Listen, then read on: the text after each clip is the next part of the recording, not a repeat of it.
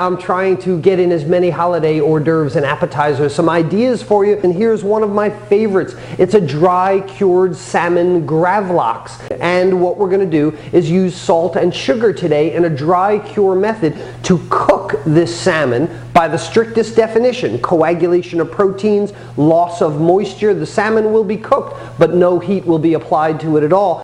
What I've got in this bowl here is a 50-50 mixture: coarse kosher salt and sugar, some dill stems that I had used for things previously, and some salmon fillets. This is extremely simple. What I'm going to do is take some plastic wrap, drop the box over the edge, take some plastic wrap. My 50-50 salt and sugar mixture will go down on the wrap.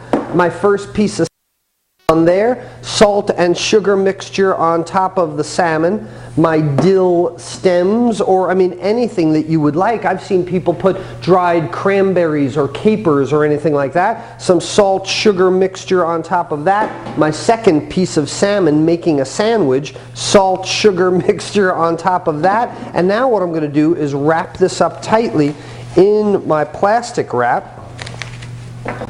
3 days later, believe it or not, and look what we've got in here.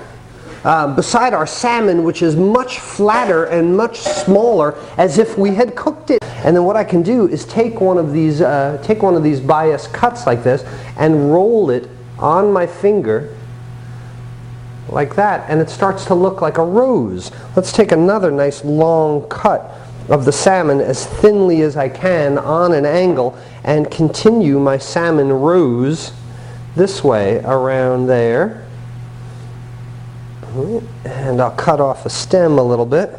This is the type of thing now, my nice Gravlax salmon rose, that again I can put on a piece of crostini, a little piece of Italian bread that I went and brushed with olive oil and baked off, and there's my Gravlax rose. Here's something that really, don't accuse me of being fancy, but here's some caviar, okay? A little bit of caviar in the middle of my rose. And here's one of my favorite things for the holidays: dry cured salmon Gravlax roses. They look really fancy, but trust me, they're not.